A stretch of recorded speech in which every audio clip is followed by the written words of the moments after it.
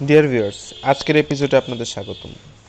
এ পর্যন্ত বিজ্ঞানের যত আবিষ্কারের দ্বারা আমরা উপকৃত হয়েছি, সব আমাদের জীবনে যেগুলো আশীর্বাদ স্বরূপ এসেছে, সেগুলো আবিষ্কার করতে কিংবা তৈরি করতে বিজ্ঞানীদেরকে রীতিমতো কাঠখড় পুড়িয়ে পরিশ্রম করতে হয়েছে। কিন্তু কিছু কিছু বৈজ্ঞানিক আশীর্বাদ আমাদের জীবনে বিজ্ঞানীদের দ্বারা অনাকাঙ্ক্ষিত ঘটনার মতো এসেছে, যেগুলো আবিষ্কারের সময় বিজ্ঞানীরা নিজেরাও জানতেন না যে তারা কী আবিষ্কার করে ফেলেছিলেন। তা ছিল পুরোপুরি উদ্দেশ্য বহির্ভূত। তেমনি আজ কিছু হঠাৎ করে আবিষ্কৃত হয়ে যাওয়া আবিষ্কার নিয়ে কথা বলবো আপনাদের সাথে।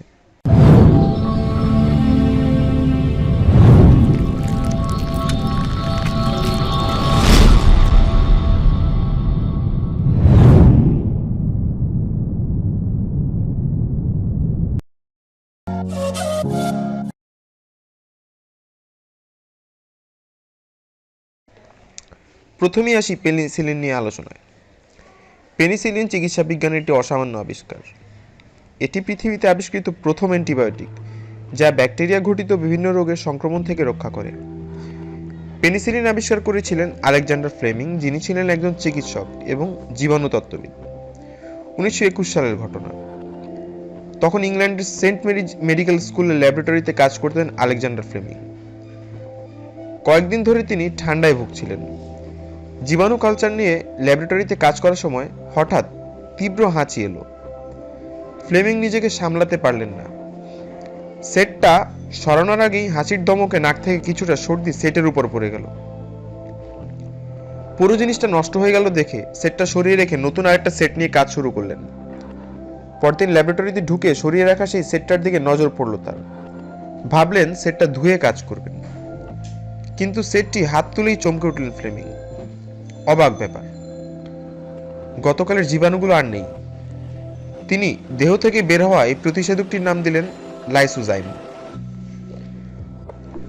অনেক বছর পরের কথা, 1928 সালে ফ্লেমিং স্টেফাইলোকক্কাস ব্যাকটেরিয়া নিয়ে গবেষণা করেছিলেন লন্ডনের এক ল্যাবরেটরিতে।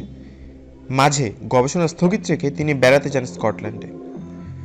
যাওয়ার সময় তিনি স্টেফাইলোকক্কাসটি একটি কাঁচের পাত্রে রেখে যান এবং একটি ভুল করেন। গবেষণাগারের জানালা খুলে রেখে যান। এই ভুলের বদৌলতেই ফ্লেমিং চিকিৎসা বিজ্ঞানের ইতিহাসে সবচেয়ে বিস্ময়কর জিনিসটি আবিষ্কার করেন।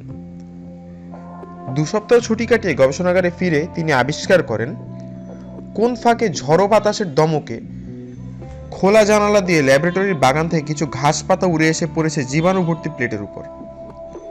তিনি প্লেটগুলোতে দেখলেন জীবাণুর কালচারের মধ্যে স্পষ্ট পরিবর্তন। ফ্লেমিং বুঝলেন এই আগাছাগুলোর মধ্যে এমন কিছু আছে যার জন্য পরিবর্তন ঘটেছে। পরীক্ষা করে দেখা গেল আগাছাগুলোর উপর একরকম ছত্রাক জন্ম নিয়েছে। সেই ছত্রাকগুলো বেছে বেছে জীবাণুর উপর দিতেই জীবাণুগুলো ধ্বংস হয়ে গেল। তিনি বুঝতে পারলেন তার এতদিনের গবেষণা অবশেষে সার্থক হয়েছে। ছত্রাকগুলোর বৈজ্ঞানিক নাম ছিল পেনিসিলিয়াম নোটেটাম, তাই তিনি এর নাম দিলেন পেনিসিলিন।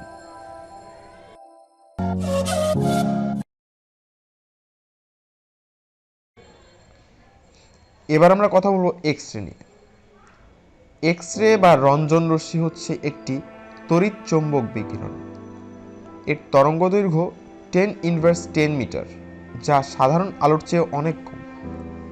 তরঙ্গদৈর্ঘ্য কম থাকার কারণে এটি যে কোনো পদার্থকে খুব সহজেই ভেদ করতে পারে।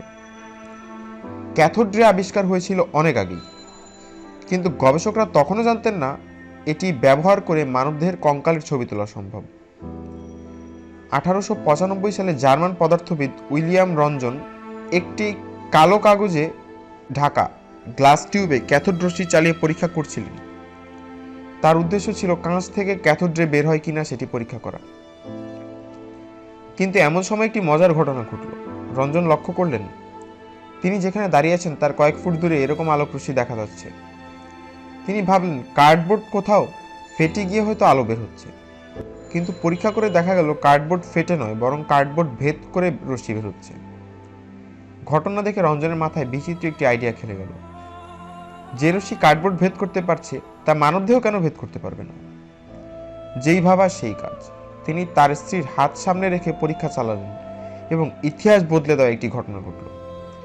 প্রথমবারের মতো কাটাছেঁড়া না করেই মানবদের কঙ্কালের ফটোগ্রাফিক ইমেজ তৈরি সম্ভব হলো। রঞ্জনের স্ত্রী নিজের কঙ্কালের ছবি থেকে আঁতকে উঠে বলেন, আমি যেন সাক্ষাৎ মৃত্যুকে দেখতে পাচ্ছি চোখের সামনে। অদৃশ্য এই রশ্মির বৈশিষ্ট্য অজানা থাকায় রঞ্জন এর নাম দেন এক্স রে। অবশ্য একে তার নাম অনুসারে অনেকে রঞ্জন রশ্মি নামেও ডাকে।